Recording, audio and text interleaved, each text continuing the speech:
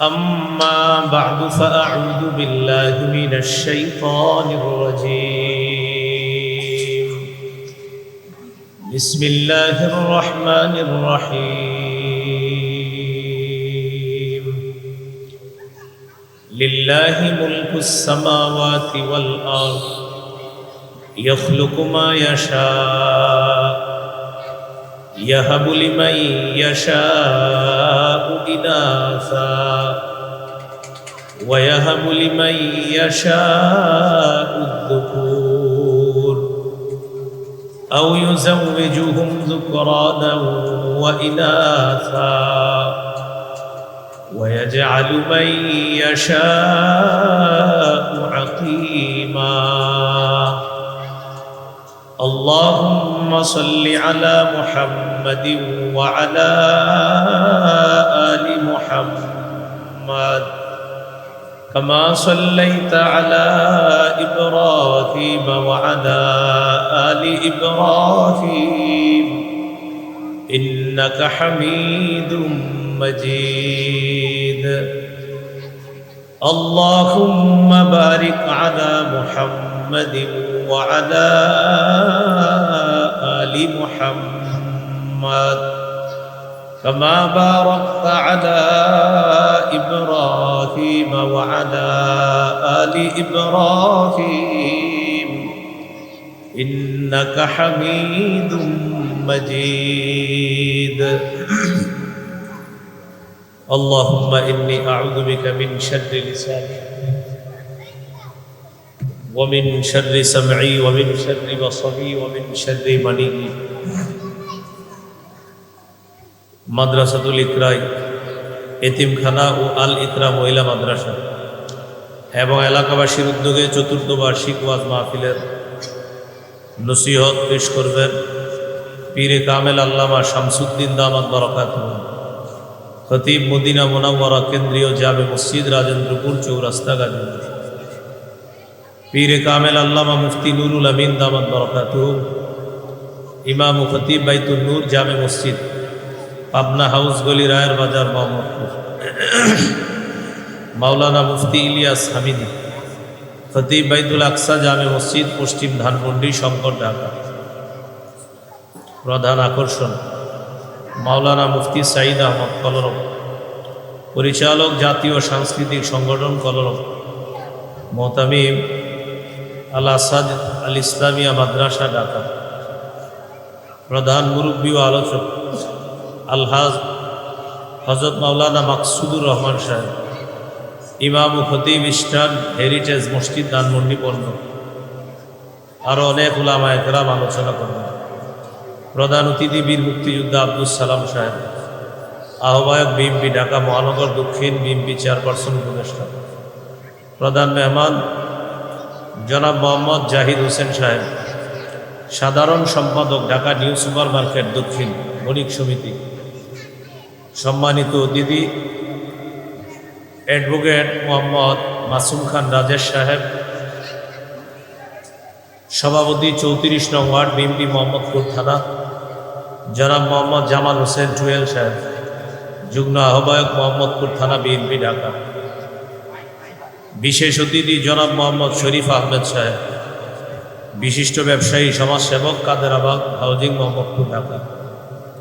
সভাপতি জনাব মোহাম্মদ সাজ্জাদ হোসেন মাহমুদ, সাজ্জাদ মাহমুদ ভিপি সোহেল, ধানমন্ডি থানা যুবদল। সাবেক ছাত্র নেতা, বিশিষ্ট ব্যবসায়ী সমাজসেবক, ধানমন্ডি।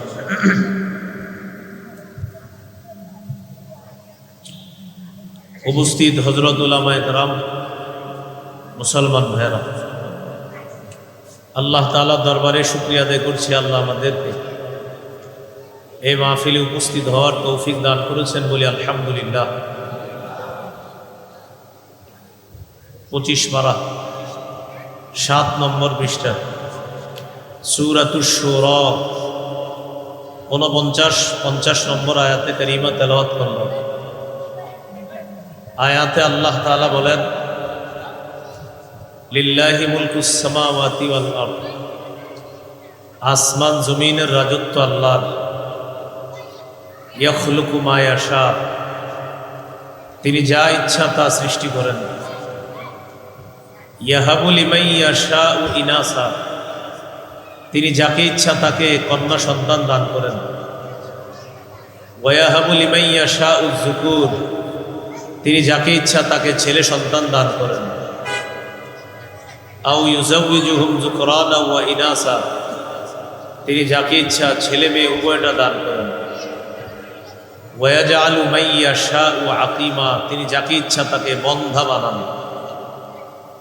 আয়াতের মাধ্যমে জানলাম মেয়ে দেয় আল্লাহ, ছেলে দেন আল্লাহ, ছেলে মেয়ে উভয়টা দান করেন আল্লাহ। ছেলেও হবে না মেয়েও হবে না, ওই নারীকে বন্ধা বানাবেন এই ক্ষমতাও আল্লাহ। এই জন্য ছেলে হোক মেয়ে হোক শুকরিয়া আদায় করা, মেয়ে হলে চেহারা কালো না করা, ছেলে মেয়ে যেই হবে শুকরিয়া আদায় করা। আয়াত থেকে আজকের আলোচ্য বিষয় আমরা নির্ধারণ করব সন্তানের অধিকার। মেয়ে হোক ছেলে হোক তিনি সন্তান। তো মেয়ে সন্তান অথবা ছেলে সন্তান তাদের কিছু অধিকার আজকে আমরা জানবো ইনশাআল্লাহ। মনোযোগ সহকারে আমরা শুনব। ছেলে মেয়ে যেই হোক তাদের প্রথম অধিকার তাদের কানে আজান দেওয়া। হাদিসের কিতাব আবু দাউদ, এই কিতাবের 5105 নম্বর হাদিস। হাদিসের বর্ণনাকারী সাহাবীর নাম উবাইদুল্লাহ ইবনে আবি রাফি রাদিয়াল্লাহু তাআলা, তিনি বলেন রাআইতু রাসূলুল্লাহি সাল্লাল্লাহু আলাইহি ওয়াসাল্লাম আযানা ফি উযুনিল হাসান ইবনে আলী ইবনে আবি তালিব রাদিয়াল্লাহু তাআলা আনহুমা হিনা ওয়ালাদাতহু ফাতিমাতু বিস-সালাহ। যেদিন হযরত হাসান রাদিয়াল্লাহু তাআলা আনহু জন্মগ্রহণ করলেন, ফাতেমা রাদিয়াল্লাহু তাআলা আনহা যেদিন তাকে জন্ম দিলেন, সাহাবী উবাইদুল্লাহ ইবনে আবি রাফি বলেন আমি দেখলাম আল্লাহ রাসূল সাল্লাল্লাহু আলাইহি ওয়াসাল্লামকে হাসানের কানের মধ্যে নামাজের আজানের মতো আজান দিতে আমি নিজে রাসূল সাল্লাল্লাহু আলাইহি সাল্লামকে দেখলাম। নবী আজান দিছে তার নাতি হাসান রাদিয়াল্লাহু তাআলা আনহুর কানে। এ হলো 1 নম্বর অধিকার। 2 নম্বর অধিকার তাহনিক করা। তাহনিক কাকে বলে? কোন আল্লাহওয়ালা বুজুর্গের মুখে খেজুর চাবানো লালা, এই খেজুর চাবানো থুতু নবজাতকের মুখে দিয়ে দেওয়া। সর্বপ্রথম খাদ্য হিসাবে এটাই যাবে নবজাতকের পেটে, এটাকে বলে তাহনিক। সহিহ বুখারীর বর্ণনা 3909 নম্বর হাদিস। আসমা রাদিয়াল্লাহু তাআলা আনহা বলেন আন্নাহা হামালাত, তিনি ধারণ করলেন তার পেটে তার সন্তান আব্দুল্লাহ ইবনে জুবায়ের রাদিয়াল্লাহু তাআলা আনহু। আসমা রাদিয়াল্লাহু তাআলা আনহা তার পেটে যখন তার সন্তান আব্দুল্লাহ ইবনে জুবায়ের রাদিয়াল্লাহু তাআলা আনহুকে তিনি যখন ধারণ করলেন, তিনি বলেন খরজতু ওয়া আনা মুতিম্মুন, আমি আমার পেটে সন্তান নিয়ে আসন্ন প্রসবা অবস্থায় মক্কা থেকে হিজরতের উদ্দেশ্যে মদিনায় রওনা করলাম। আসন্ন প্রসবা এটার বাংলা হলো যে কোনো সময় সন্তান হয়ে যেতে পারে। এটার সরল বাংলা যে কোনো সময় সন্তান হয়ে যেতে পারে। আমি আমার এই সন্তানকে নিয়ে রওনা করলাম মক্কা থেকে মদিনায়। আমার ধারণা, আমাদের কাফেলার ধারণা যে কোনো সময় আমার সন্তান হয়ে যেতে পারে। আল্লাহ তাআলার কুদরত, সফর অবস্থায় আমার সন্তান হয়নি। আতাইতুল মদিনা, আমি আমার সন্তানকে পেটে নিয়ে মদিনায় চলে গেলাম। নাজালতু বিকুবা, কুবা নামক এলাকায় আমি অবতরণ করলাম। ফাওয়ালাদতুহু, আমি আমার সন্তানকে ওই কুবা নামক এলাকায় জন্ম দিলাম। আমি আমার ছেলে আব্দুল্লাহকে রাসূলুল্লাহ সাল্লাল্লাহু আলাইহি সাল্লামের কাছে নিয়ে গেলাম। দা বিতামরা, রাসূল সাল্লাল্লাহু আলাইহি সাল্লাম একটা খেজুর আনাইলেন। ফামাদাগাহা, নবী খেজুর চাবাইলেন। ফাতাফালা ফি ফিহি, খেজুর চাবিয়ে আব্দুল্লাহ ইবনে জুবায়েরের মুখের মধ্যে খেজুর চাবানো একটু থুতু আল্লাহ রসুল তার মুখে দিয়ে দিলেন। হাদিসের বর্ণনা, ফাকানা আউওয়ালা শাইইন দাখালা বাতনা আবদিল্লাহ রিকু রাসূলিল্লাহ সাল্লাল্লাহু আলাইহি ওয়াসাল্লাম। আমার ছেলে আব্দুল্লাহর পেটে দুনিয়ার কোনো খাদ্য সর্বপ্রথম যায়নি। আল্লাহ রসুল সাল্লাল্লাহু আলাইহি সাল্লামের থুতু মুবারক আমার সন্তান আব্দুল্লাহর পেটে খাদ্য হিসাবে সর্বপ্রথম খাদ্য গেছে। এটাকে বলে তাহনিক। একটা তথ্য মনে রাখবেন, এই হাদিসের শেষে আছে ফাকানা আউওয়ালা মাউলুদিন উলিদা ফিল ইসলাম। আব্দুল্লাহ ইবনে জুবায়ের ওই সাহাবী, হিজরতকারী সাহাবীদের মধ্যে যেই সন্তানটা সর্বপ্রথম জন্ম নিছে তিনি হলেন আব্দুল্লাহ ইবনে জুবায়ের। যারা হিজরত করে মক্কা থেকে মদিনায় গিয়েছেন তাদের মধ্যে সর্বপ্রথম এই হিজরতকারী সাহাবীদের যে সন্তানটা সর্বপ্রথম দুনিয়াতে আসছে তিনি হলেন ওই আসমা রাদিয়াল্লাহু তাআলা আনহার সন্তান আবু বকর সিদ্দিক রাদিয়াল্লাহু তাআলা আনহুর মেয়ের ঘরের নাতি আব্দুল্লাহ ইবনে জুবায়ের। তিনি হলেন হিজরতকারী সাহাবীদের প্রথম সন্তান। নবীজি আরেকটি কি করলেন, একটু খেজুর ওই নবজাতকের মুখের ভিতরে তালুতে লাগায় দিয়েছে। এটাকে বলা হয় তাহনিক। 3 নাম্বার, নবজাতককে আমরা যারা দেখতে যাব হসপিটালে অথবা তার বাড়িতে, চাচা মামা খালা খালু ফুফা ফুফুরা যখন দেখতে যাবে তখন ওই নবজাতকের জন্য বরকতের দোয়া করা, তার বাবার জন্য তার মায়ের জন্য বরকতের দোয়া করা। হাদিসের কিতাব আবু দাউদ, এই কিতাবের 5106 নম্বর হাদিসের বর্ণনা। আয়েশা সিদ্দিকা রাদিয়াল্লাহু তাআলা আনহার বর্ণনা, তিনি বলেন কানা রাসূলুল্লাহ সাল্লাল্লাহু আলাইহি ওয়াসাল্লাম ইউতা বিসসিবিয়ান ফায়াদউ লাহুম বিল বারাকাহ। রাসূলুল্লাহ সাল্লাল্লাহু আলাইহি সাল্লামের কাছে শিশুদেরকে আনা হতো। আনার পর নবীজি সাল্লাল্লাহু আলাইহি সাল্লাম এই শিশুদের জন্য বরকতের দোয়া করতেন। আমরা যারা শিশুকে দেখতে যাব এইভাবে দোয়া করব, জাআলাকুল্লাহু মুবারাকান আলাইকা ওয়া আলা উম্মতি মুহাম্মাদিন সাল্লাল্লাহু আলাইহি ওয়াসাল্লাম। এটার বাংলা হলো, আল্লাহ এই নবজাতককে তোমার জন্য গোটা জগতের উম্মতে মুহাম্মদের জন্য বরকত বানায়া দেন। এই গেল 3 নাম্বার। 4 নাম্বার, নবজাতক কান্না করলে তার কান্না থামায়া দেওয়া, এটা শিশুর অধিকার, কান্না থামায়া দেওয়া। বুখারীর বর্ণনা 868 নম্বর হাদিস, قال رسول الله صلى الله عليه وسلم إني لأقوم إلى الصلاة وأريد أن أطول فيها فأسمع بكاء الصبي فأتجوز في صلاتي। রাসূলুল্লাহ সাল্লাল্লাহু আলাইহি সাল্লাম বলেন, আমি নামাজে দাঁড়াই, নামাজে দাঁড়ানোর পর লম্বা কেরাত পড়ার নিয়ত করি।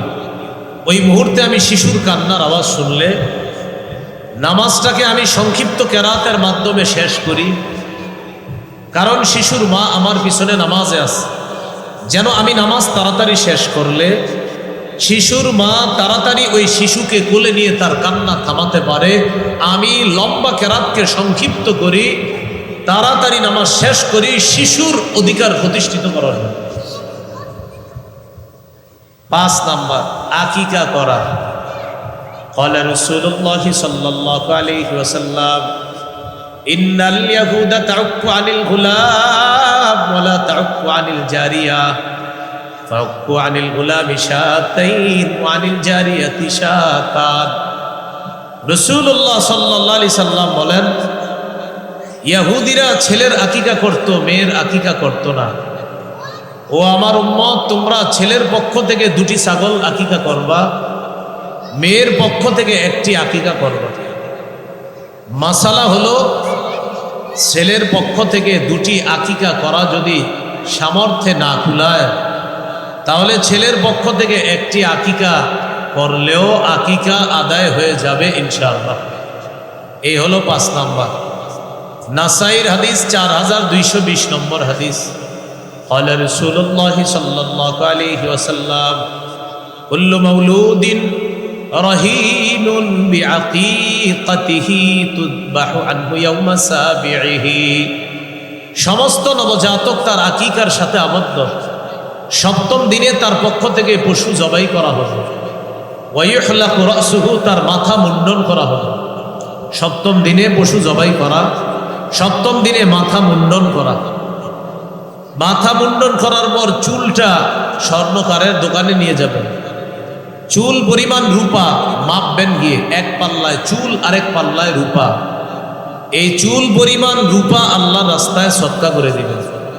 ফাতেমা রাদিয়াল্লাহু তাআলা আনহাকে রাসূলুল্লাহ সাল্লাল্লাহু আলাইহি সাল্লাম বলেন, ইয়া ফাতিমাতু ইহলিকি রাসা ওয়া তাসাদ্দাকি বিজিনাতি শা'রিহি ফিদ্দাতান। ফাতেমা, তুমি হাসানের মাথার চুল মুন্ডন করো, হাসানের চুল পরিমাণ রূপা আল্লাহ রাস্তায় সদকা করে দাও।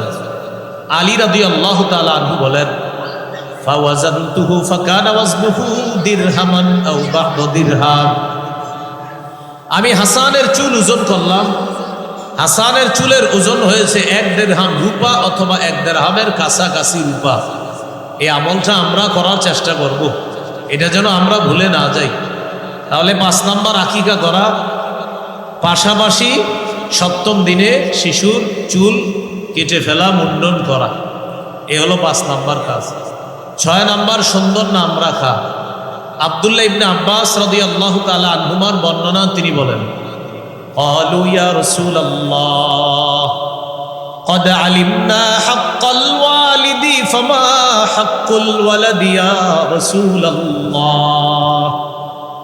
সাহাবীরা রাসূলুল্লাহ সাল্লাল্লাহু আলাইহি সাল্লামকে জিজ্ঞাসা করলেন, মা বাবার অধিকার আমরা জানি, সন্তানের কি অধিকার আছে মা বাবার উপর, এটা আপনার কাছে জানতে চাই। فقال رسول الله صلى الله عليه وسلم أن يحسن اسمه ويحسن أدبه। মা বাবার জন্য করণীয় হলো সন্তানের সুন্দর নাম রাখা, সন্তানকে ভদ্রতা শিক্ষা দেওয়া, শিষ্টাচারের মাধ্যমে তাকে আদর্শ সভ্য সন্তান হিসাবে গড়ে তোলা। আবু দাউদের হাদিস 4949 নম্বর হাদিস। قال رسول الله صلى الله عليه وسلم أحب الأسماء إلى الله عبد الله وعبد الرحمن। রাসূলুল্লাহ সাল্লাল্লাহু আলাইহি ওয়াসাল্লাম বলেন, আল্লাহর কাছে সর্বাধিক পছন্দনীয় নাম হলো আব্দুল্লাহ, আব্দুর রহমান। এ গেল 6 নাম্বার। 7 নাম্বার, সন্তানকে উপনামে ডাকা। উপনাম কি জিনিস? আবু তাহের, আবুল কাসেম, আবু উমায়ের, এগুলাকে বলা হয় উপনাম। আবু দাউদের 4969 নম্বর হাদিসের বর্ণনা। আনাস রাদিয়াল্লাহু তাআলা আনহু বলেন, আমার ছোট্ট ভাই আছে, আমার ভাইয়ের একটা পাখি আছে, এই পাখির সাথে সে খেলাধুলা করে। একদিন আমার ভাইয়ের পাখিটা মারা গেছে। রাসূলুল্লাহ সাল্লাল্লাহু আলাইহি সাল্লাম আমাদের বাসায় আসলেন। আসার পর আমার ভাইকে দেখলেন তার মনটা খারাপ। রাসূলুল্লাহ সাল্লাল্লাহু আলাইহি সাল্লাম জিজ্ঞাসা করলেন, মা শানুহু, আচ্ছা ওর কি হয়েছে? ঘরের সদস্যরা জবাব দিলেন, মাতা নুগরহু হুজুর, তার একটা পাখি আছে, পাখিটা মারা গেছে, এই পাখির সাথে ও খেলাধুলা করত। রাসূলুল্লাহ সাল্লাল্লাহু আলাইহি সাল্লাম ওই শিশুকে সান্ত্বনা দিলেন আর তার মন খুশি করলেন। কিভাবে? নবী বললেন, ইয়া আবা উমাইর মা ফাআলান নুগাইর, ইয়া আবা উমাইর মা ফাআলান নুগাইর। দেখেন ছন্দের মতো মিলায়া বলছে, ও আবু উমাইর, ছোট্ট পাখিটা কি করলো? ইয়া আবা উমাইর মা ফাআলান নুগাইর, এটার অর্থ হলো, ও আবু উমাইর, ছোট্ট পাখিটা কি করলো, এটার কি হলো? এইভাবে ছন্দের মতো দুটি বাক্য বলার কারণে শিশুর মন খুশি হয়ে গেছে, আল্লাহ রসুল এই শিশুর মনটা খুশি করে দিয়েছে। 8 নাম্বার, শিশুকে হাঁটা শিখা দেওয়ার সময় ওর পায়ে যেন বেশি আঘাত না পায়। শিশুর অধিকার, শিশু যেন হাঁটা শিখার সময় হাঁটুতে বেশি আঘাত না পায়। এখন তো সবার ইটের বাড়ি ঘর, সবাই খুব সতর্ক থাকা, শিশুর পায়ে বেশি আঘাত পেলে তার অধিকার নষ্ট করা হবে। আবু দাউদের 1109 নম্বর হাদিস, খতবানা রাসূলুল্লাহ সাল্লাল্লাহু আলাইহি ওয়াসাল্লাম, রাসূলুল্লাহ সাল্লাল্লাহু আলাইহি সাল্লাম মসজিদে জুমার দিন খুতবা দিতেছে। فأقبل الحسن والحسين رضي الله تعالى عنهما, নবীজির খুতবা চলাকালীন অবস্থায় হাসান হুসাইন রাদিয়াল্লাহু আনহুমা মসজিদে প্রবেশ করলেন। ইয়াসুরানি ওয়া ইয়াকুমান, নাতি দুইজন মসজিদে আসার পর বারবার পড়ে যায় আবার দাঁড়ায়, বারবার পড়ে যায় আবার দাঁড়ায়। দৃশ্যটা কল্পনায় আনেন, নবী খুতবা দিতেছে, তার নাতি দুইজন মসজিদে আইসা বারবার মাটিতে পড়ে যায় আবার দাঁড়ায়। নবীজি খুতবা বন্ধ করে দিলেন। ফানাজালা, মিম্বর থেকে নামলেন। ফাখাযাহুমা, দুই নাতিকে কোলে নিলেন। ওয়াসাইদা বিহিমাল মিম্বার, দুই নাতিকে কোলে নিয়ে মিম্বরে গিয়ে উঠলেন। আল্লাহ রাসূল শিখায়া দিলেন, খুতবা বন্ধ করে হলেও দুই নাতিকে হাঁটুতে আঘাত পাওয়া থেকে আল্লাহ রাসূল হেফাজত করে তাদের অধিকার আল্লাহ রাসূল প্রতিষ্ঠিত করছেন। কারণ তারা কষ্ট পায়, বারবার মাটিতে পড়ে। এইভাবে শিশু যেন বেশি কষ্ট না পায়। এখন তো সবার আর মাটি নাই, এখন পাকা, সব দিকে পাকা। শিশুর হাঁটুতে যেন বেশি কষ্ট না পায়, এটা শিশুর অধিকার। 9 নম্বর, শিশুর জামা কাপড়ের প্রতি যত্নবান হওয়া, বিশেষ করে ছেলে শিশু যারা, তাদের পোশাকের কালারটার ক্ষেত্রে সচেতনতা অবলম্বন করা। মেয়েদের কালারে ছাড়াস, কিন্তু ছেলেদের কালারে সচেতনতা অবলম্বন করা। নাসাই হাদিসের কিতাব 5316 নম্বর হাদিস, আব্দুল্লাহ ইবনে আমর রাদিয়াল্লাহু তাআলা আনহুমার বর্ণনা, তিনি বলেন, রাআহু রাসূলুল্লাহ সাল্লাল্লাহু আলাইহি ওয়াসাল্লাম আলাইহি থাওবানি মুআসফারান। রাসূলুল্লাহ সাল্লাল্লাহু আলাইহি সাল্লাম তার এক সাহাবী আব্দুল্লাহ ইবনে আমরকে দেখলেন। দেখেন কি, তার শরীরের মধ্যে দুটি কুসুম রঙের জামা। বলেন কি রঙের জামা? সবাই বলেন কি রং?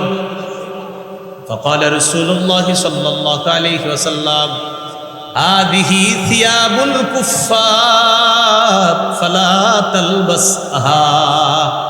আব্দুল্লাহ, এগুলা কাফেরদের জামা, এগুলা পরবা না, এগুলা কাফেরদের পোশাক, এগুলা পরবা না, এগুলা খোলো। তাহলে বিশেষ করে ছেলেদের পোশাকের ক্ষেত্রে সচেতনতা অবলম্বন করা। 10 নম্বর, শৈশব থেকে সন্তানকে এমন পোশাকে অভ্যস্ত করা যে পোশাক সতর ঢেকে রাখে। সূরা আরাফের 26 নম্বর আয়াতে আল্লাহ বলেন, ইয়া বানি আদম ক্বাদ আনজালনা আলাইকুম লিবাসা ইউয়ারি সাওআতিকুম ওয়ারিশা ওয়া লিবাসুত তাকওয়া যালিকা খায়র। আল্লাহ তাআলা বলেন, হে আদম সন্তান, আমি তোমাদেরকে এমন পোশাক দিলাম যে পোশাক তোমাদের সতর ঢেকে রাখে, যেটা তোমাদের সৌন্দর্যতার কারণ। এটাই তাকওয়ার পোশাক, সর্বোত্তম পোশাক। গত বছর মাহফিলে আপনাদের সামনে আমি আলোচনা করেছিলাম এই আয়াতের উপর, সূরা আরাফের 26 নম্বর আয়াতের উপর। গত বছর আলোচ্য বিষয় ছিল লজ্জা, এই আয়াত থেকে আলোচনা করেছিলাম, ঠিক না? মানে আন্দাজি বলতেছেন ঠিক নাকি? হ্যাঁ, আসলে এই আয়াতের উপর আলোচনা করেছি। তো যাই হোক, 10 নম্বর, এমন পোশাক যে পোশাক সতর ঢেকে রাখে, এমন পোশাক সন্তানকে অভ্যস্ত করা।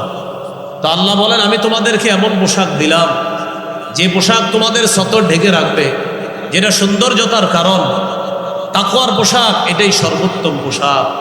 আল্লাহ আমাদের সন্তানদেরকে শৈশব থেকে আদর্শ সভ্য সন্তান হিসাবে গড়ে তোলার তৌফিক দান করেন। 11 নম্বর, সাদা পোশাক সর্বোত্তম পোশাক। এই পোশাকেও সন্তানকে অভ্যস্ত করা। আবু দাউদ হাদিসের কিতাব 4061 নম্বর হাদিস, এই হাদিসের মধ্যে আছে, قال رسول الله صلى الله عليه وسلم البسوا من ثيابكم البياض فإنها خير ثيابكم রাসূলুল্লাহ সাল্লাল্লাহু আলাইহি ওয়াসাল্লাম বলেন, তোমরা পোশাকের মধ্যে সাদা পোশাক পরবা, এটা সর্বোত্তম পোশাক। ওয়াকাফিনু ফিহা মাউতাকুম, তোমাদের মধ্যে যারা মারা যাবে এই লাশকেও সাদা কাপড় পরায়া দিবা। তোমাদের মধ্যে জীবিতরা সাদা কাপড় পরবা, তোমাদের মধ্যে যারা মারা যাবে লাশ, ওই লাশের কাফন দিবে সাদা কাপড় দিয়ে। কেন? এটা সর্বোত্তম পোশাক। এই গেল 11 নাম্বার। 12 নাম্বার, শিশু সন্তানকে এমন পোশাকে অভ্যস্ত করব না যেই পোশাক অহংকার প্রদর্শন করে, অহংকার প্রকাশ পায়। এমন পোশাক থেকে সন্তানকে দূরে রাখবো, যেন ও অন্যের সাথে অহংকার না দেখায়। আমার সন্তানের গায়ে যদি অহংকারী পোশাক পরাই, অন্য শিশুদের কাছে গিয়ে ও বলবে, না আমারটার দিকে তাকাও, তোরটা বেশি ভালো না কম দামি, আমারটা বেশি দামি। এভাবে অহংকার যেন প্রদর্শন না করে। নাসাইর হাদিস, قال رسول الله صلى الله عليه وسلم كلوا واشربوا وتصدقوا والبسوا ما لم يخالطه إسراف أو بخيلا।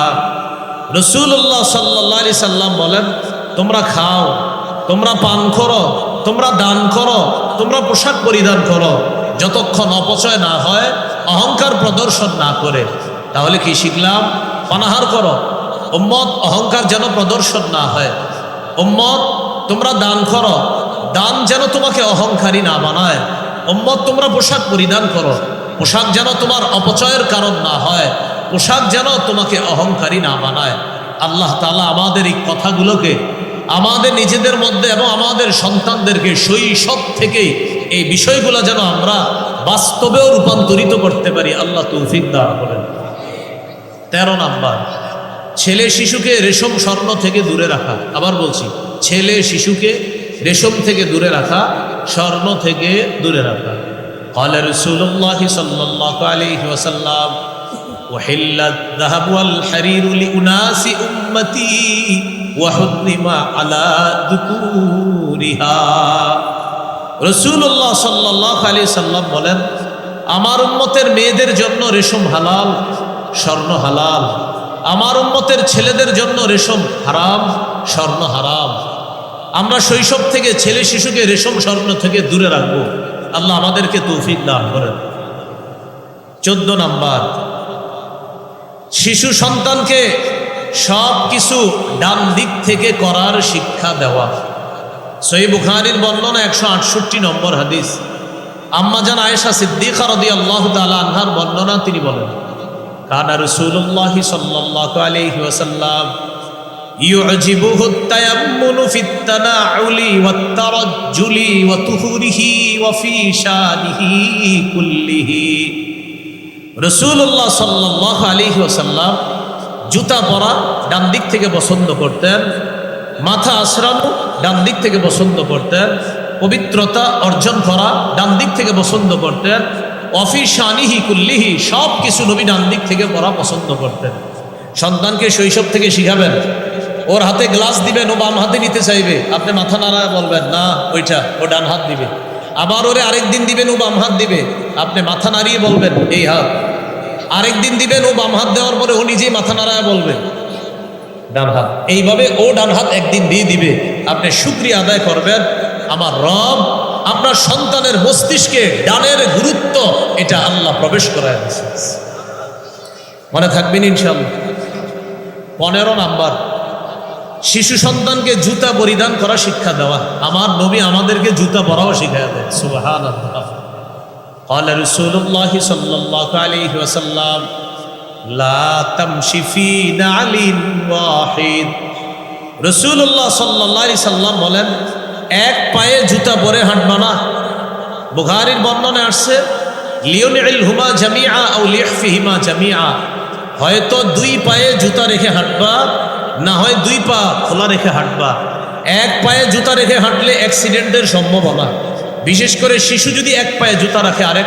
আমাদের নবীর কত মায়া আমাদের প্রতি, যে আমার উম্মত কষ্ট পাবে, এক পায়ে জুতা রাখলে আরেক পা খোলা থাকলে পা উপর নিচ হয়ে যাবে, একটা হবে লম্বা আরেকটা হয়ে যাবে একটু খাটো হয়ে যাবে, অর্থাৎ এক পা থাকবে নিচে আরেক পা উপরে, আমার উম্মত কষ্ট পেতে পারে। তাই নবী বললেন, এক পায়ে জুতা পরে হাঁটবা না, হয়তো 2 পা খালি রেখে হাঁটো, না হয় দুই পায়ে জুতা রেখে হাঁটো, তাহলে তোমার হাঁটাটা হবে ভারসাম্যপূর্ণ হাঁটা, অন্যথায় তোমার হাঁটায় ঝামেলা হবে।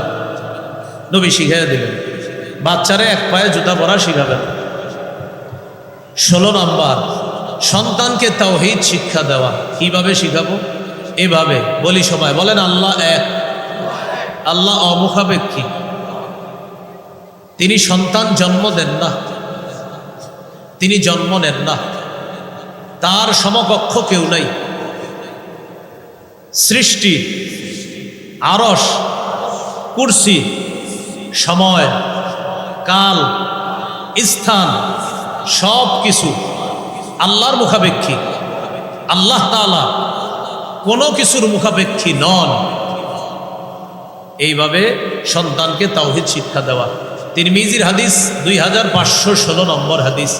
এই হাদিসে আসছে রাসূলুল্লাহ সাল্লাল্লাহু আলাইহি সাল্লাম আব্দুল্লাহ ইবনে আব্বাস রাদিয়াল্লাহু তাআলা আনহুমাকে নিজের বাহনের পিছনে বসায় বসায় শিখাইয়া দিতেছে, শোনো, ইহফাজিল্লাহ ইয়াহফাজকা, তুমি আল্লাহর বিধানগুলো রক্ষা করবা, আল্লাহ তোমাকে রক্ষা করবে। ইহফাজিল্লাহ তাজিদহু তুজাহাকা, হে বালক তুমি শোনো, তুমি সদা সর্বদা আল্লাহকে স্মরণে রাখবা, বিপদে আপদে আল্লাহকে কাছে পাইবা। ইদা সালতা ফাসআলিল্লাহ, তুমি যখন চাইবা আল্লাহর কাছে চাইবা। ওয়া ইদাস্তাআনতা ফাস্তাইন বিল্লাহ, তুমি যখন সাহায্য প্রার্থনা করবা আল্লাহর কাছে সাহায্য প্রার্থনা করবা। এইভাবে আমরা আমাদের শিশু মেয়ে, শিশু ছেলে, তাদেরকে এইভাবে তাওহীদ শিক্ষা দিব ইনশাআল্লাহ। 17 নাম্বার, ইমানি তরবিয়ত শিক্ষা দেওয়া। ইমানি তরবিয়তের মধ্যে শ্রেষ্ঠ তরবিয়ত নামাজের তরবিয়ত।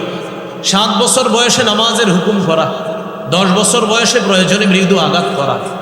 আপনার সন্তান 7 বছর বয়স থেকে নামাজের কথা শুনবে কিনা, এটা ডিপেন্ড করবে ওরে শৈশব থেকে নামাজ শিক্ষা দিয়েছেন কিনা। এই জন্য যারা মা আছেন, সন্তান যখন ঘুমাবে আপনি ওর পাশে নামাজে দাঁড়াবেন। হঠাৎ যখন ঘুম থেকেও জাগ্রত হবে, চোখ খুলে যেন দেখে আপনি নামাজে আছেন। বাবা যারা আছেন, সুন্নত বিতিরগুলা মাঝে মাঝে ঘরে যখন পড়বেন, 1.5-2 বছরের সন্তান দেখবেন একদিন গিয়ে আপনার পাশে নামাজে দাঁড়ায় যাবে। পরনে কাপড় না থাকলেও মাথায় টুপি একটা দিয়ে আপনার পাশে দাঁড়ায় যাবে। 1.5-2 বছরের সন্তান আপনার চেহারার দিকে তাকায় দেখবে আপনি ঠোঁট নাড়ান, উনিও ঠোঁট নাড়াইতে থাকবে। আপনি রুকুতে গেলে ও এইভাবে আপনারা দেখবে কি করেন, এইভাবে। তো দেখে গিয়ে আপনি ঠোঁট নাড়ান, ও ঠোঁট নাড়াবে। সালাম ফিরানোর পর আপনি আঙ্গুরের কর গনতেছেন, এইভাবে আঙ্গুলের করগুলা গনেন। ও দেখে কর গনতেছেন, ও প্রথমে শুরু করে কর গনা, এবার দেখে মুখ নড়ে, ও এমন করে। সুবহানাল্লাহ।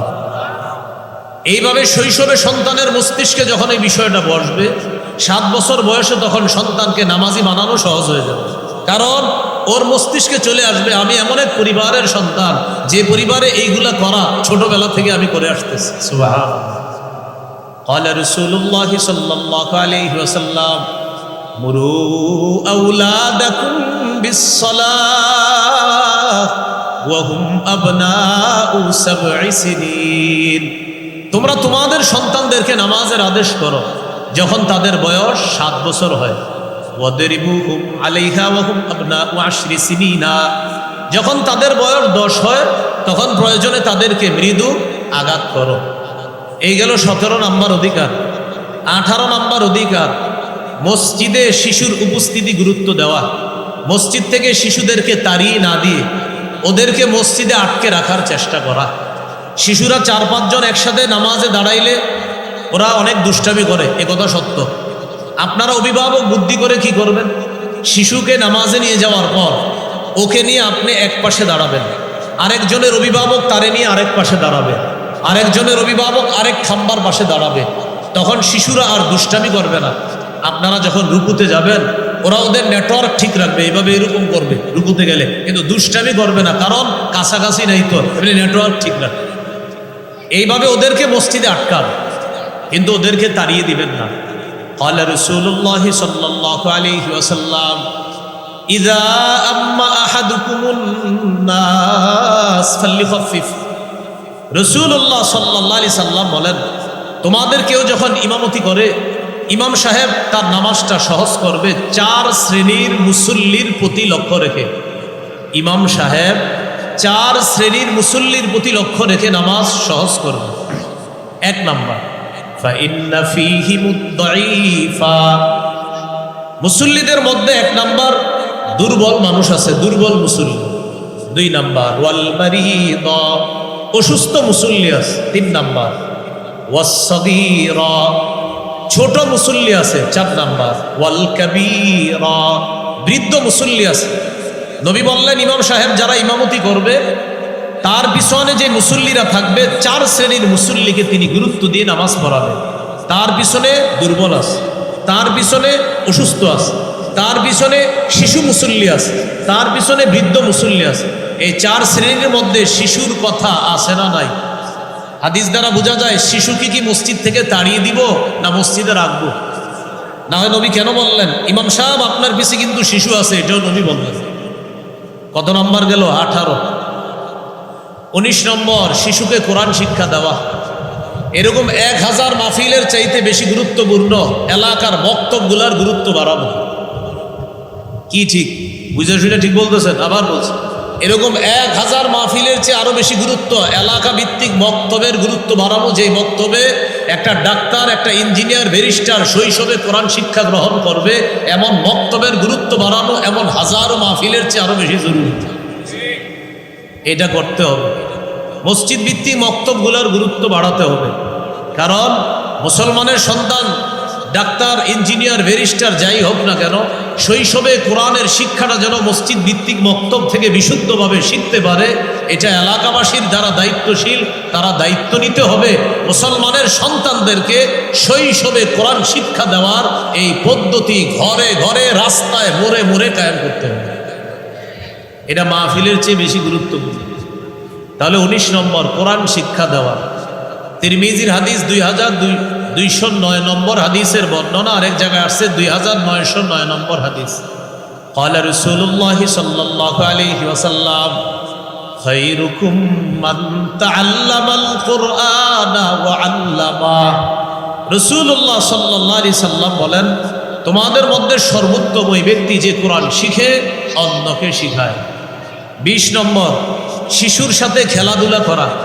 অভিভাবক যারা আছেন, বাবা যারা আছেন, বাসায় আইসা এই যে বাক্সটারে বাক্সের ভিতরে রেখে দিন। বাসায় আইসা অফিস থেকে ওই বাক্সটাকে বাক্সে রেখে দিন। রাখার পর শিশুর সাথে একটু খেলাধুলা করবেন। এটা তো সারাদিন চালাইছেন, বাসায় আইসা ওটা তালা দেন, শিশুর সাথে একটু খেলাধুলা করেন। ইবনে মাজার হাদিস 144 নম্বর হাদিস। এই হাদিস শোনেন আর দেখেন কে কার সাথে খেলে। রাসূলুল্লাহ সাল্লাল্লাহু আলাইহি সাল্লাম এক সাহাবীর বাসায় যাইতেছে দাওয়াতের উদ্দেশ্যে। ওয়া হুসাইনুন ইয়ালআবু ফিস সিক্কা। হঠাৎ দেখা গেল যে নবীর নাতি ছোট্ট হুসাইন রাদিয়াল্লাহু তাআলা মদিনার গলিতে খেলাধুলা করতেছে। হুসাইন রাদিয়াল্লাহু তাআলা নবী যখন দেখলেন তার নাতি খেলতেছে, সবাইকে পিছনে রেখে নবী সামনে গেলেন। যাওয়ার পর নবীজি যখন সামনে গেলেন, নাতি তার নানা মুহাম্মদুর রাসূলুল্লাহ সাল্লাল্লাহু আলাইহি সাল্লামকে দেখার পর হুসাইন রাদিয়াল্লাহু তাআলা কি শুরু করলেন? ইয়াফিরু হা হুনা ওয়া ইয়াফিরু হা হুনা। নানাকে দেখে একবার হুসাইন রাদিয়াল্লাহু তাআলা এদিকে পালায় আর একবার এদিকে পালায়। নানাও হযরত হুসাইনকে ধরার জন্য একবার এদিকে যায় আবার এদিকে যায়। হাদিসে আসছে ইউলাইবু, নানা তার ছোট্ট নাতির সাথে খেলতেছে। ওয়া ইউদাহিকু, আর হাসতেছে। নাতিও হাসে, নানাও হাসে, আশেপাশে সাহাবী দর্শক যারা তারাও হাসতেছে। এক পর্যায়ে নাতিকে ধরে ফেলছে। ধইরা কি করলেন? এক হাত রাখছে থুতনির নিচে, আরেক হাত মাথার তালুতে রাখলেন। রাখার পর বললেন হুসাইনুন মিন্নি ওয়া আনা মিন হুসাইন। হুসাইন আমার থেকে, আমি হুসাইনের থেকে। আহাব্বাল্লাহু মান আহাব্বা হুসাইনান। আমার হুসাইনকে যে ভালোবাসলো আল্লাহ তাকে ভালোবাসে। কয় নম্বর গেল? 20। 21 নম্বর শিশু সন্তানকে মোহাব্বত করা, ভালোবাসা। মাঝে মাঝে এইভাবে বলবেন, আল্লাহ আমি আমার এই ছেলেটাকে খুব ভালোবাসি, আল্লাহ আমি আমার এই মেয়েকে খুব ভালোবাসি, আল্লাহ আপনিও তাকে ভালোবাসেন, আল্লাহ আমার এই ছেলে মেয়েকে যারা ভালোবাসবে তাদেরকেও আপনি ভালোবাসেন। এইভাবে আল্লাহকে বলবেন। সহিহ বুখারীর বর্ণনা 5884 নম্বর হাদিস। রাসূলুল্লাহ সাল্লাল্লাহু আলাইহি সাল্লাম বাজার থেকে বাসায় আসছে। আসার পর বললেন আইনা লুকা। লুকা এটা আরবি শব্দ, এটার বাংলা হলো হ্যাংলা পাতলা শিশু। হযরত হাসান রাদিয়াল্লাহু তাআলা আনহু দেখতে ছিলেন হ্যাংলা পাতলা। নবী এসে বললেন আইনা লুকা, আমার হ্যাংলা পাতলা শিশু কই, আমার ভাই কোথায়? হ্যাংলা পাতলা ভাই আমার হ্যাংলা পাতলা সন্তান হুসাইন কোথায়? হাসান, হযরত হাসান রাদিয়াল্লাহু তাআলা আনহু আসার পর নবীজি ইলতাজামাহু, হযরত হাসানকে বুকের সাথে জড়ায়া নিস, বুকের সাথে জড়ায়া নিয়ে বললেন আল্লাহুম্মা ইন্নী উহিব্বুহু, আল্লাহ আমি হাসানকে খুব ভালোবাসি। ফা আহিব্বা, আল্লাহ আপনিও আমার নাতি হাসানকে ভালোবাসেন। ওয়া আহিব্বা মান ইউহিব্বু, আল্লাহ আমার এই নাতি হাসানকে যে ভালোবাসবে আমি নবী আপনার কাছে দোয়া করলাম আপনিও তাকে ভালোবাসেন। আবু হুরায়রা রাদিয়াল্লাহু তাআলা আনহু এই হাদিসের বর্ণনাকারী, তিনি বলেন নবীজির এই কথা বলার পর, নবী দুনিয়া থেকে বিদায় নেওয়ার পর আমার কাছে এই পৃথিবীর সবচেয়ে ভালোবাসার মানুষ ছিল হযরত হাসান। কারণ নবী আল্লাহকে বলছে হাসানকে যে ভালোবাসবে আল্লাহ যেন তাকে ভালোবাসে। আল্লাহর ভালোবাসা পাওয়ার জন্য আমি হাসানকে খুব বেশি ভালোবাসতাম। কয় নাম্বার গেল? 21। 22 নাম্বার, শিশু সন্তানকে রানে বসাবেন, রানে বসায়া আদর করবেন। শিশুকে মাঝে মাঝে রানে বসাবেন, বসায় আদর করবেন। সহিহ বুখারীর বর্ণনা 6003 নম্বর হাদিস। এই হাদিসের বর্ণনাকারী উসামা ইবনে যায়েদ রাদিয়াল্লাহু তাআলা, উসামা ইবনে যায়েদ রাদিয়াল্লাহু তাআলা আনহু বলেন রাসূলুল্লাহ সাল্লাল্লাহু আলাইহি সাল্লাম আমাকে ধরলেন, ধরার পর নবী আমাকে তার এক রানে বসাইলেন। ওয়ায়ুকঈদুল হাসান আলা ফাখিজিহিল উখরা, আরেক রানে হাসানকে বসাইছে। হযরত উসামা ইবনে যায়েদ নবীর সম্পর্কে ছেলের ঘরের নাতি, মানে পলক পুত্র যায়েদ বিন হারেসার ঘরের ছেলে, তাহলে সে হিসেবে ছেলের ঘরের নাতি মানে দাদা লাগে। আর আরেক রানে আছে মেয়ের ঘরের নাতি মানে নানা। তাহলে এক রানে আছে দাদার নাতি, আরেক রানে আছে নানার নাতি। নবীজি এই দুই নাতিকে জড়ায়া ধরে বললেন আল্লাহুম্মা আরহামহুমা ফাইন্নী আরহামুহুমা, আল্লাহ আমি আমার এই দুই নাতিকে খুব মায়া করি। আল্লাহ আপনার কাছে দোয়া করলাম আপনিও আমার এই দুই নাতিকে মায়া করেন, দয়া করেন, তাদেরকে মায়ার চাদরে আপনি আবদ্ধ করেন। কত নম্বর গেল? 22। 23 নম্বর, শিশুকে স্নেহ করা। আপনার শিশু ছাড়াও অন্যদের শিশু যারা তাদেরকেও স্নেহ করা। তিরমিজির হাদিস 1920 নম্বর হাদিস, 1920। قال رسول الله صلى الله عليه وسلم ليس منا من لم يرحم صغيرنا ولم يعرف شرف كبيرنا।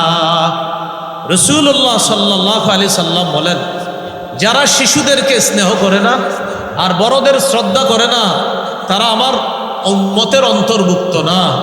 যারা শিশুকে স্নেহ করে না, বড়র সম্মান রক্ষা করে না, শ্রদ্ধা করে না, সে আমার অন্তর্ভুক্ত না, আমাদের দলভুক্ত না।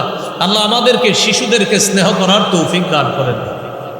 24 নম্বর, শিশুকে চুমা দেওয়া। সহিহ বুখারীর বর্ণনা 5997 নম্বর হাদিস। এই হাদিসের বর্ণনাকারী সাহাবীর নাম আকরা ইবনে হাবিস রাদিয়াল্লাহু তাআলা, তিনি বলেন ইন্নালি আশারাতাম মিনাল ওয়ালাদ, আমার 10 জন সন্তান আছে। মা ক্বাবালতু আহাদাম মিনহুম, আমি এই 10 জনের একজনের কখনো চুমা দেই না। আমার 10 জন সন্তান, সাহাবী বলতেছে আমার 10 জন সন্তান আমি কাউকে চুমা দেই না। রাসূলুল্লাহ সাল্লাল্লাহু আলাইহি সাল্লাম বললেন এটা তুমি কি বললা? মান লা ইয়ারহাম লা ইউরহাম, তুমি যদি তোমার সন্তানদেরকে আদর না করো, চুমু না দাও, তাদের প্রতি যদি দয়া না করো, ভালোবাসা প্রদর্শন না করো, তোমার প্রতিও কিন্তু দয়া করা হবে না। আকরা, মনে রাখবা, যে দয়া করে না তার প্রতি দয়া করা হয় না। শিশুকে চুমু দিবা, আদর করবা। কত গেল? নাম্বারটা অন্তত মনে রাখেন, বাকিগুলো আমি বলতেছি তো। হ্যাঁ 24, এটি একটু মনে রাখেন। হ্যাঁ 24 না 24, আপনি আবার ভুল করেন না, 24। হ্যাঁ হ্যাঁ 25 নম্বর, ভালো কোনো কিছু খাইতে গেলে পাশে যদি শিশু থাকে ওই শিশুকে অগ্রাধিকার দেওয়া। শিশুর স্বাস্থ্যসম্মত খাবার আপনার কাছে আছে, আপনার পাশে শিশু আছে, এখন এই খাবারটা ওরে দিয়ে দিবেন। দেওয়ার পর যদি পুরাটা খেয়ে ফেলুক, আর যদি আপনারে কিছু দেয় মায়া করে আলহামদুলিল্লাহ, না দিলে আলহামদুলিল্লাহ তুমি খাও, যদি ওর স্বাস্থ্যসম্মত কোনো খাবার হয়। হাদিসে আসছে ইদা উতিয়া রাসূলুল্লাহ সাল্লাল্লাহু আলাইহি ওয়াসাল্লাম বিবাকুরাতিল ফাকিহা, রাসূলুল্লাহ সাল্লাল্লাহু আলাইহি সাল্লামের কাছে যখন গাছের প্রথম ফল নিয়ে আসা হতো, ওই জামানায় সাহাবায়ে কেরাম কি করতেন? গাছের প্রথম ফলটা বরকতার নবীরই দিতেন। এই যুগে অনেক মানুষ এমন করে, বড় বুজুর্গদের কাছে নিয়ে যায় গাছের প্রথম ফল। নবীজি ফলটা নেওয়ার পর এই ফলটাকে ঠোঁটের উপর রাখতেন, চোখের উপর রাখতেন, চোখে লাগাইতেন, ঠোঁটে লাগাইতেন। লাগানোর পর নবীজি সাল্লাল্লাহু আলাইহি সাল্লাম দোয়া করতেন, আল্লাহ এটার প্রথমটায় যেমন আপনি বরকত দিয়েছেন, এই ফলের শেষের ফল, বাগানের শেষের ফল যেগুলো হবে এগুলো তো আপনি বরকত দান করেন। প্রথমটা যেমন বরকত, শেষেরটাও বরকত দিয়েন। প্রথমটা যেমন সে বরকতি, শেষেরটাও বরকতি, আল্লাহ শেষেরটাও বরকত রাখেন। সুম্মা ইউতিহা মান ইয়াকুনু ইনদাহু মিনাস সিবিয়ান। অতঃপর নবীর পাশে কোনো শিশু থাকলে ওই ফলটা শিশুকে দিয়ে দিতেন, নাও তুমি খাও। সুবহানাল্লাহ, এটা করতেন। কত নম্বর গেল? 25। 26 নম্বর, শিশুর সাথে ভুলেও মিথ্যা কথা বললেন না, হাসির ছলেও মিথ্যা কথা বলা যাবে না। এটা 26 গুরুত্বপূর্ণ অধিকার। আবু দাউদের হাদিস নম্বর 4991 নম্বর হাদিসের বর্ণনা। আব্দুল্লাহ ইবনে আমির রাদিয়াল্লাহু তাআলা আনহুর বর্ণনা, তিনি বলেন, দাআতনি উম্মি ওয়া রাসূলুল্লাহ সাল্লাল্লাহু আলাইহি ওয়াসাল্লাম ফি বাইতি। আমার আম্মা আমাকে ডাকলেন, নবী আমাদের বাসায় ছিলেন। আমার আম্মা আমাকে ডেকে বললেন, তাআল উতিকা, আব্বু এদিকে আসো, তোমাকে কিছু দিব। যেটা আমরা এই যুগে বলি, বাবা এদিকে আসো মজা দিব। আসার পর মজা দেন না, এই যে মজা দেন নাই, মিথ্যা কথা। আমার মা আমাকে ডেকে বললেন, আব্বু এদিকে আসো, তোমাকে কিছু দিব। নবীজি আমার মায়ের কথা শুনে আমার মাকে বললেন, মা আরাদতি আন তুতিহি, এই তুমি তোমার ছেলেকে ডাকলা, আসলে তুমি কিছু দিবা, কি দিবা বলো তো? আমার মা জবাব দিলেন, উতিহি তামারান ইয়া রাসূলুল্লাহ, হুজুর আমি আমার ছেলেকে খেজুর দিব। নবীজি বললেন, লাউলাম তুতিহি শাইআ কুতিবাত মিনকি ইনদাল্লাহি কাযিবা। তুমি তোমার ছেলেকে ডাকার পর যদি কিছু না দিতা, তোমার নামে আল্লাহর কাছে একটা মিথ্যা কথা লেখা হয়ে যেত। বলি নাউজুবিল্লাহ। কত নম্বর গেল? 26। 27 নম্বর, শিশুকে বালখিল্যতা করার সুযোগ দেওয়া। বালখিল্যতা কাকে বলে? আপনার দাড়ি ধরে টান দিবে, টুপিটা টান দিবে, আপনার জামাটা টান দিবে, বুতামটা টেনে খুলে ফেলবে। এটা শিশু করলে একটু দিয়েন, সুযোগ দিয়েন, এভাবে সুযোগ দিয়েন। সহিহ বুখারীর বর্ণনা 5993 নম্বর হাদিস, এটা গুরুত্ব সহকারে হাদিসটা শুনেন। উম্মে খালেদ রাদিয়াল্লাহু তাআলা আনহার বর্ণনা, একজন নারীর বর্ণনা, সাহাবিয়া। তিনি বলেন, আমি যখন ছোট মানুষ ছিলাম, আতাইতু রাসূলুল্লাহি সাল্লাল্লাহু আলাইহি ওয়াসাল্লাম মা আবি, আমি ছোট অবস্থায় আমার বাবার সাথে নবীর কাছে গেলাম। একজন মেয়ে ছোট অবস্থায় নবীর কাছে গেছে, তিনি বলতেছেন, নবীজির কাছে যখন আমি গেলাম, আলাইয়া কামিসুন আসফার, আমার শরীরে একটা হলুদ রঙের জামা ছিল। আমি আগেই বলছি মেয়েদের জামার কালারে ছাড় আছে, তো ছেলেদের ক্ষেত্রে সচেতন। তো আমার গায়ে একটা হলুদ রঙের জামা ছিল। নবীজি আমার জামাটা দেখে বললেন, সানা সানা, হাসানা হাসানা। হাবশি ভাষায় সানা সানা, এটার আরবি হলো হাসানা। আমরা বলি না সুন্দর সুন্দর, তো সানা সানা মানে হলো সুন্দর সুন্দর, তোমার জামাটা মাশাল্লাহ সুন্দর সুন্দর। তো এটা বলার পর আমি কি করলাম, যাহাবতু আলআবু বিখাতামিন নুবুওয়া, নবীজির এই কাঁধে একটা মোহরে নবুয়ত আছে, যেটা নবীর শেষ নবী হওয়ার প্রমাণ। আমি কি করলাম, নবীর এই মোহরে নবুয়ত নিয়ে খেলা করা শুরু করে দিলাম। ফাজাজারনি আবি, আমার আব্বা আমার একটা ধমক দিছে, তুমি নবীজির মোহর নিয়ে খেলা করো। নবীজি আমার আব্বাকে উল্টা বললেন, দাহা, আরে ছোট্ট মানুষ, একটু খেলতে দাও না, বাচ্চাটা আমার মোহর নিয়েই তো খেলতেছে, দাও, আমার তো সমস্যা নাই, তুমি বাচ্চাটাকে বাধা দিও না, ও আমার মোহরে নবুয়ত নিয়েই খেলুক, তুমি তাকে খেলতে দাও। এটাকে বলে বালখিল্যতা। আপনার দাড়ি টান দিবে, টুপি টান দিবে, বুতামটা টেনে খুলে ফেলবে, এইভাবে সুযোগ দেওয়া, এটা শিশুর অধিকার। ধমক না দেওয়া, থুর, এগুলা না বলা। কত গেল? 27। 28 নম্বর, গুনাহের কিছু শৈশব থেকে শিক্ষা না দেওয়া। যদিও 3 শ্রেণীর গুনাহ লেখা হয় না। ক্বালা রাসূলুল্লাহ সাল্লাল্লাহু আলাইহি ওয়াসাল্লাম, রুফিআল কালামু আন সালাসা। রাসূলুল্লাহ সাল্লাল্লাহু আলাইহি ওয়াসাল্লাম বলেন, 3 শ্রেণীর থেকে গুনাহ লেখা থেকে কলম উঠিয়ে নেওয়া হয়েছে। আনিন নাইমি হাত্তা ইস্তাইকিজা, 1 নম্বর, ঘুমন্ত ব্যক্তি জাগ্রত হওয়ার আগ পর্যন্ত তার গুনাহ লেখা হয় না। 2 নম্বর, ওয়া আনিল মুবতালা হাত্তা ইয়াবরা, পাগল ব্যক্তি সুস্থ না হওয়া পর্যন্ত তার গুনাহ লেখা হয় না। 3 নম্বর, ওয়া আনিস সাবী হাত্তা ইয়াকবারা, শিশু বড় না হওয়া পর্যন্ত তার গুনাহ লেখা হয় না। কিন্তু আমরা শৈশব থেকে তারে গুনাহের পরিবেশে রাখবো না, শিক্ষা দিব না। কেন? আত-তালিমু ফিস সিগার কান-নকশি ফিল হাজার, আরবি প্রবাদ আছে, পা ধরে খোদাই করা যেমন শৈশবের শিক্ষা তেমন। তাই শৈশবে যদি গুনাহ শিখান, ওর মস্তিষ্কে এটা বসে যেতে পারে। আল্লাহ আমাদের সকলকে, শিশুদেরকে গুনাহের পরিবেশ এবং গুনাহ থেকে আমরা যেন তাদেরকে হেফাজত করতে পারি, আল্লাহ তৌফিক দান করেন। 29 নম্বর, খেলায় মগ্ন শিশুকে সরাসরি বাধা না দেওয়া, আস্তে ধীরে সেখান থেকে তারে দূরে সরাইয়া দেওয়া। যেমন মাহফিলের আশেপাশে বাচ্চারা চিল্লাচিল্লি করে একটু করে, ওদেরকে সরাসরি ধমক না দিয়ে ওখান থেকে আস্তে ধীরে ওদেরকে সরাইয়া দেওয়া, এটা হলো নিয়ম। খেলায় মগ্ন শিশুদেরকে ডাইরেক্ট বাধা না দিয়ে আস্তে ধীরে ওদেরকে সরানোর চেষ্টা করা। সহিহ মুসলিমের বর্ণনা 6272 নম্বর হাদিস। এই হাদিসের সিরিয়ালটা আপনাদের পকেটের ওস্তাদ অনুযায়ী বললাম। মোট হাদিস সংখ্যা হবে 7553, 7453। আপনাদের পকেটে একটা উস্তাদ আছে ওই অনুযায়ী, যদিও এটা সারা ওয়ার্ল্ডে ফলো করা হয় না। সারা ওয়ার্ল্ডে ফলো করা হয় আমাদের মাদ্রাসার পাঠ্যপুস্তক যেটা সেটা, কিন্তু যেহেতু উস্তাদ একটা পকেটে নিয়ে ঘুরেন এই জন্য বলে দিলাম। 6272, মোট হাদিস সংখ্যা হবে 7453টা। এই হাদিসের মধ্যে আছে রাসূলুল্লাহ সাল্লাল্লাহু আলাইহি সাল্লামের সাহাবী আনাস রাদিয়াল্লাহু তাআলা আনহু বলেন, একদিন নবী আমাকে খুঁজতে বের হইলেন। আতা আলাইয়া নবী সাল্লাল্লাহু আলাইহি সাল্লাম, নবী আমার কাছে আসলেন। আসার পর দেখে ও আনা আলআবু মাআল গিলমান, আমি বালকদের সাথে খেলাধুলা করতেছি। নবীজি আমার এক কাজে পাঠাইছে, আমি দেখছি বাচ্চারা খেলে, আমিও খেলা শুরু করছি। নবীজি আমারে খুঁজতে খুঁজতে আসছে। আসার পর নবীজি আমারে কিছু না বইলা আমরা যারা খেলতেছিলাম সাল্লামা আলাইনা, আমাদের সব শিশুদেরকে নবী একটা সালাম দিলেন।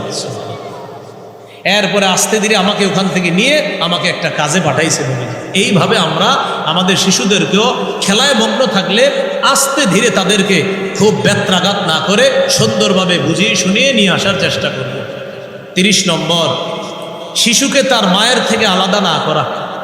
অনেকে স্ত্রীর সাথে ঝগড়া হইলে হুমকি দেয়, তুই কিন্তু ছেলের মুখ দেখবি না, মেয়ের মুখ দেখবি না, বেশি ফাইজলামি করলে বিবিরে হুমকি দেয় দাদার বাড়ির লোকেরা। না, এটা করবেন না। তিরমিজির হাদিস 1566 নম্বর হাদিস। قال رسول الله صلى الله عليه وسلم من فرق بين والدة وولدها فرق الله بينه وبين أحبته يوم القيامة। রাসূলুল্লাহ সাল্লাল্লাহু আলাইহি সাল্লাম বলেন, মান ফাররাকা বাইনা ওয়ালিদাতিন ওয়া ওয়ালাদিহা, যে ব্যক্তি তার মায়ের কাছ থেকে শিশুকে আলাদা করে, আল্লাহ তাআলা তাকে আর তার আপনজনদের মাঝে কিয়ামতের ময়দানে আলাদা করে দিবে, তাদেরকে সাক্ষাৎ ঘটাবে না। বলি নাউজুবিল্লাহ। কয় নম্বর গেল? 30। 31 নম্বর, শিশু তার অভিভাবকের সাথে বসে থাকলে আপনি ওরে পিছন দিক থেকে সরায়া দিয়া মাঝে গিয়া বসেন না, ওরে ওর অভিভাবকের সাথে থাকতে দেন। হঠাৎ যদি আপনারা দেখে ও চিল্লায় উঠতে পারে, এটাকে আমার বাবা কোথায়, চাচা কোথায়, ভয় পেয়ে যাবে। এটা হলো 31 নম্বর। শিশু কোথাও বসা ওর অভিভাবকের সাথে, আপনি পিছন দিয়ে এসে ওরে সরাইয়া দিলেন, এটা করা যাবে না। قال رسول الله صلى الله عليه وسلم لا يجلس الرجل بين الرجل وبين ابنه। রাসূলুল্লাহ সাল্লাল্লাহু আলাইহি ওয়াসাল্লাম বলেন, তোমাদের কোনো ব্যক্তি যেন আরেক ব্যক্তি এবং তার সন্তানের মাঝখানে গিয়ে না বসে। এইগুলো 31 নম্বর। 32 নম্বর, শিশুদেরকে ধমক না দেওয়া। সহিহ বুখারীর 6038 নম্বর হাদিস। আনাস ইবনু মালিক রাদিয়াল্লাহু তাআলা আনহু বর্ণনা, তিনি বলেন, খাদামতু রাসূলুল্লাহি সাল্লাল্লাহু আলাইহি ওয়াসাল্লাম 10 সিনিনা মা ক্বালা লি উফিন ওয়ালা লিমা সানাতা ওয়ালা আল্লাহ সানাতা। আমি নবীজির 10 বছর খেদমত করলাম। নবীজি আমার আচরণে কখনো উফ বলে নাই, আমাকে কখনো বলে নাই তুমি এটা কেন করেছ, এটা কেন করনি, এটা কখনো নবী আমাকে বলে নাই। তাহলে শৈশব থেকে শিশু যারা আছে তাদেরকে আপনার এমন ধমক না দেওয়া যে ধমকে সে ভয় পেয়ে যায়। জায়েজ আছে ধমক দেওয়া, ভয়ঙ্কর কোনো ধমক না দেওয়া। এ হলো 32। 33 নম্বর, শিশুকে ভদ্র আচরণ শিক্ষা দেওয়া, ভালো কিছু শিক্ষা দেওয়া। আরেকজনের ব্যাপারে যেন তার অন্তরে কোনো বিদ্বেষ না রাখে। শৈশব থেকে বলা যে বাবা ওটা ভালো, ওই ছেলেটা ভালো, ওই মেয়েটা ভালো, তুমিও ভালো। মনে করেন আপনার সন্তান কারো ব্যাপারে বিচার দিছে, তো আপনি এটা বললেন না অমুকে পচা। বর্তমানে আমরা এই ডায়লগটা দিই, বলি কি সে পচা। এই পচাটা বললেন না, বলবেন সেও ভালো, ও ভালো, তুমিও ভালো, ওর একটু ভুল হয়ে গেছে, তুমি মাফ করে দাও, তোমার ভুল হইলে তারাও মাফ করে দিবে। এইভাবে শিখাইয়া দেওয়া। কথা কি বুঝে আসছে সবার? আবু দাউদের 1532 নম্বর হাদিস। এই হাদিসের মধ্যে আছে রাসূলুল্লাহ সাল্লাল্লাহু আলাইহি সাল্লাম আনাস ইবনু মালিক রাদিয়াল্লাহু তাআলা আনহু বলেন, এটা তিরমিজির মধ্যে আছে 1532 নম্বর হাদিসের মধ্যে আছে। আনাস রাদিয়াল্লাহু তাআলা আনহুকে বলেন, ইয়া বুনাইয়া, হে বৎস, ইন কদারতা আন তুসবিহা ওয়া তুমসিয়া ওয়া লাইসা ফি কলবিকা গিশুন লিআহাদিন ফাফআল। তুমি যদি তোমার রাতটা এমনভাবে অতিবাহিত করতে পারো, তুমি যদি তোমার দিনটা এমনভাবে অতিবাহিত করতে পারো যে তোমার অন্তরে কারো প্রতি বিদ্বেষ নাই, তুমি এটাই করো। তোমার রাত গেল এমনভাবে যে কারো প্রতি তোমার বিদ্বেষ নাই, তোমার দিন গেল এমনভাবে যে কারো প্রতি তোমার বিদ্বেষ নাই, তুমি এটাই করো। নবী বলেন, ইয়া বুনাইয়া ওয়া যালিকা মিন সুন্নতি, বৎস, এটাই আমার সুন্নাহ। ওয়ামান আহইয়া সুন্নতি ফাকাদ আহাব্বানি, আমার সুন্নাহ যে জিন্দা করলো সে আমাকে ভালোবাসলো। ওয়ামান আহাব্বানি কানা মাই ফিল জান্নাহ, আমাকে যে ভালোবাসলো সে জান্নাতে প্রবেশ করলো। এই জন্য মনে রাখবেন, আমাদের মধ্যে কারো অন্তরে যদি বিদ্বেষ না থাকে, সে নবীর একটা সুন্নত জিন্দা করলো, আর যে নবীর সুন্নত জিন্দা করলো সে নবীর সাথে জান্নাতে থাকে। 34 নম্বর, শিশু সন্তানের জন্য দোয়া করা। সহিহ বুখারীর বর্ণনা 6344 নম্বর হাদিস। আনাস রাদিয়াল্লাহু তাআলা আনহুর মা নবীজিকে বললেন, খাদিমুকা আনাস ইয়া রাসূলুল্লাহ ফাদউল্লাহ লা, ওগো আল্লাহ রসুল, আপনার খাদেম আনাস, তার জন্য একটু দোয়া করেন। নবীজি দোয়া করলেন, আল্লাহুম্মা আকসির মালা ওয়া আকসির ওয়ালাদা, আল্লাহ আনাসের সম্পদ আপনি বাড়ায়া দেন, আনাসের সন্তান বাড়ায়া দেন। ওয়া বারিক লাহু ফিমা আতাইতা, আল্লাহ আনাসের সম্পদ এবং সন্তানে আপনি বরকত দান করেন। কি দোয়াটা দেখেন, আল্লাহ সম্পদ বাড়ান, সন্তান বাড়ান। আল্লাহ আনাসরে যেই সন্তান আর সম্পদ দিবেন, ওই সম্পদ আর সন্তানে আপনি বরকত দান করেন। কয় নাম্বার গেল? 34। 35 নম্বর, সন্তানের জন্য বদদোয়া না করা। আবু দাউদের 1532 নম্বর হাদিস। ক্বালা রাসূলুল্লাহ সাল্লাল্লাহু আলাইহি ওয়াসাল্লাম, লা তাদউ আলা আনফুসিকুম, তোমরা নিজেদের বিরুদ্ধে বদদোয়া করো না। ওয়ালা তাদউ আলা আওলাদিকুম, তোমরা তোমাদের সন্তানের বিরুদ্ধে বদদোয়া করো না। ওয়ালা তাদউ আলা খাদামিকুম, তোমরা চাকর বাকরের বিরুদ্ধে বদদোয়া করো না। ওয়ালা তাদউ আলা আমওয়ালিকুম, তোমরা তোমাদের সম্পদের বিরুদ্ধে বদদোয়া করো না। এখানে 4টা বদদোয়া নিষেধ। নিজের বিরুদ্ধে বদদোয়া নিষেধ, সন্তানের বিরুদ্ধে বদদোয়া নিষেধ, সম্পদের বিরুদ্ধে বদদোয়া নিষেধ, চাকর বাকরের বিরুদ্ধে বদদোয়া নিষেধ। 36 নম্বর, শিশু সন্তানের কাছ থেকে কিছু নিলে অনুমতি নিতে হবে। শিশু সন্তানের একটা জিনিস আছে, ধরেন এটা, এই শিশু সন্তান, আপনি শিশু না, এমনি উদাহরণ দিচ্ছি, তো ওর কাছ থেকে এটা নিতে হলে অনুমতি নিতে হবে। সুবহানাল্লাহ বলেন। সহিহ বুখারীর বর্ণনা 2602 নম্বর হাদিস। উতিয়া রাসূলুল্লাহ সাল্লাল্লাহু আলাইহি ওয়াসাল্লাম বিশারাব, নবীজির কাছে পানীয় হাদিয়া আসছে। পানীয়, ওই জামানার পানীয় কি হতে পারে? আঙ্গুরের রস অথবা কোনো ফলের রস নবীর কাছে হাদিয়া আসছে। এবার বললেন, নবীজি পানি পান করলেন। পানীয়, পানি বলতে পানীয় মানে কোনো জুস বা কোনো কিছুর নিংড়ানো রস পান করলেন। আন ইয়ামিনিহি গোলাম ওয়া আন ইয়াসারিহি আল আশিয়া, নবীর ডান পাশে একজন বালক আছে আর বাম পাশে আছে বৃদ্ধরা। ডান পাশে একজন শিশু আছে, বাম পাশে বৃদ্ধরা। নবীজি পান করার পর এবার কি বললেন? ওই বালককে বললেন, শোনো, এটা এখন পান করার হক তোমার। ইন আজিনতালি আতাইতু হাউলা, তবে আমার বাম পাশে বৃদ্ধরা আছে, বড়রা আছে, এখন তুমি অনুমতি দিলে এটা বড়দেরকে দিতে পারি। নবীজি বলতেছে, তুমি অনুমতি দিলে বড়দেরকে দিতে পারি। বিসমিল্লাহ। এই কথা শোনার পর শিশু কি বলল? আচ্ছা, এটা মাইকে শোনেন। যখন নবী বলছেন তুমি অনুমতি দিলে এটা মুরব্বীদেরকে দিতে পারি, শিশু কি বলল দেখেন, মা কুনতুলি উসিরা বিনাসিবিকা মিনকা ইয়া রাসূলুল্লাহ আহাদা, ওগো আল্লাহ রসুল, আপনার ঠোঁটের ছোঁয়া যেই পানিতে লাগছে এই পানি আমি কাউকে দিব না। বিবাদ মিটাইয়া দেওয়া, ছোটরা করলেও বিবাদ মিটাইয়া দেওয়া, যে করবে বিবাদ মিটাইয়া দেওয়া। সহিহ মুসলিমের হাদিস। ইফতাতালা গোলামান, 2 বালক ঝগড়া লাগছে নবীর জামানায়। গোলামুম মিনাল মুহাজিরিন ওয়া গোলামুম মিনাল আনসার, একটা হলো আনসারি সাহাবী, আরেকটা হলো মুহাজির সাহাবী। একজন আনসারি সাহাবী, আরেকজন মুহাজির সাহাবী। তো তারা 2 জন ঝগড়া লাগছে। ঝগড়া লাগার পর মুহাজির গোলাম ডাক দিলেন, ও মুহাজিররা তোমরা কোথায়, তাড়াতাড়ি আসো, আনসারি আমারে মাইরা ফেললো। আনসারি সাহাবী ডাক দিলেন, ও আনসাররা তোমরা কোথায়, তাড়াতাড়ি আসো, মুহাজির আমার সাথে ঝগড়া করতেছে। 2 দল 2 দিক থেকে আসছে, যেটা আমরাও কিন্তু করে থাকি অনেক সময়। নবী তাড়াতাড়ি আসছে, আসার পর বললেন মা হাদা দাওয়া আহলি জাহিলিয়া, জাহিলি যুগের এই জাকাটা কি এখনো ভুলতে পারো নাই তোমরা? এগুলা করবা না। দুইজন ঝগড়া লাগলে মীমাংসা করে দেওয়া, মিটিয়ে দেওয়া। তাহলে বলেন তো, বড়রা ঝগড়া করলেও মিটিয়ে দেওয়া, ছোটরা ঝগড়া করলেও মিটিয়ে দেওয়া। আল্লাহ তৌফিক দান করেন। আর 30 নম্বর, শিশু সন্তানের সাথে খাওয়ার সময় ভুল হলে খাওয়ার সময় ভুলটা ধরিয়ে দেওয়া। আবার বলছি, খাওয়ার সময় ভুল হলে তার ভুল ধরিয়ে দেওয়া। ওমর ইবনে আবি সালামা রাদিয়াল্লাহু তাআলা আনহুর বর্ণনা, তিনি বলেন কুনতু গুলাবান ফি হাজরি রাসূলিল্লাহি সাল্লাল্লাহু আলাইহি ওয়াসাল্লাম ওয়া কানাত ইয়াদি তাতিচু ফিস সাফহা। আমি নবীর ঘরে লালন পালন লালিত পালিত হয়েছি। নবীর সাথে প্লেটে খাইতে বসতাম, যখন বড় প্লেটে, তো সবাই একসাথে খাইতো।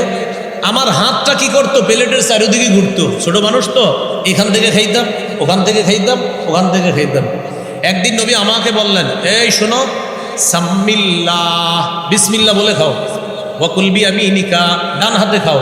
ওয়াকুল মিম্মা ইয়ালিকা, তোমার সামনে থেকে খাও। সুবহানাল্লাহ, বিসমিল্লাহ বলে খাও, ডান হাতে খাও, তোমার সামনে থেকে খাও। তিনি কি বলেন, আমার হাত প্লেটের চারদিকে ঘুরতো। নবী আমাকে বললেন বিসমিল্লাহ বলে খাও, ডান হাতে খাও, সামনে থেকে খাও। কত গেল? 38। 39 নম্বর, শিশুরা যখন ঘুমাবে তাদের এই ঘুমানোটা যেন এইভাবে চিত হয়ে পায়ের উপরে পা রেখে না হয়, আর উপর হয়ে যেন না হয়। আবার বলছি, চিত হয়ে পায়ের উপরে পা, এটা যেন না হয়, আর উপর হয়ে যেন না হয়। চিত হওয়ার ব্যাপারে আসছে ওয়ালা তাদা ইহদা রিজলাইকা আলাল উখরা ইদাস্তালকাইতা, যখন তুমি চিত হয়ে শুইবা এক পায়ের উপর আরেক পা রাখবা না। এটা হলো চিত হওয়ার বর্ণনা। আর উপর হওয়ার বর্ণনা আসছে এক সাহাবী, যিনি মসজিদে নববীর মাদ্রাসার ছাত্র, তিনি বলেন আমি শেষ রাত্রে মসজিদে ঘুমাইতেছি। একজন মসজিদে আসছে, নবীজি সাহাবী বলেন আমি শেষ রাতে মসজিদে ঘুমাইতেছি। তো একজন তাবলিগওয়ালারা মসজিদে ঘুমানোর না বলে দলিল নেই। এই যে দলিল, এই যে দলিল, দাওয়াত তাবলিগের যারা মসজিদে ঘুমায় অনেকে না বলে কি নাই? আরে বলেন কি নাই? তো এখন উনি যে বলতেছে আমি কই ঘুমাইতেছি, কোথায়? হ্যাঁ, উনি বলতেছে আমি মসজিদে ঘুমাইতেছি শেষ রাতে। একজন আসছে, আসার পর হাররাকানি বিরিজলিহি, আসার পর আমারে পা দিয়ে এইভাবে খোঁচা মারছে। কারণ তিনি আমাকে আইসা দেখছে আনা না ইবুন আলা বাতনি, আমি পেটের উপর এইভাবে শুয়ে আছি। তো আমাকে খোঁচা মারার পর আমি উঠছি, উঠার পর তাকায় দেখি আল্লাহ রসুল আমার পাশে দাঁড়ায় দিচ্ছে। মানে নবী আইসা আমারে উঠাইছে। নবীজি আমার বললেন কুম, এই মিয়া এইভাবে ঘুমাইবে না, ওঠো। হাযিহি দাজআতুন ইউবগিজুহা আল্লাহ, এই শোয়া এটা আল্লাহ পছন্দ করেন না। তাহলে কি শিখলাম? উপর হয়ে শোয়া আল্লাহ পছন্দ করেন না। আর চিত হয়ে শুইতে পারবে, কিন্তু পায়ের উপর পা রাখা যাবে না। প্রিয় ভাইয়েরা, কথাটাই মনে থাকবে, চিত হয়ে শুইলে পায়ের উপর পা রাখা যাবে না। আর উপর হয়ে যদি কেউ শোয়, তাহলে সেক্ষেত্রে কি করা যাবে না? আপনার এটা আল্লাহ তাআলা কি করেন না, পছন্দ করেন না। কত নম্বর গেল বলেন না, কত নম্বর? 39 নম্বর। 40 নম্বর, শিশুদেরকে সালাম দেওয়া।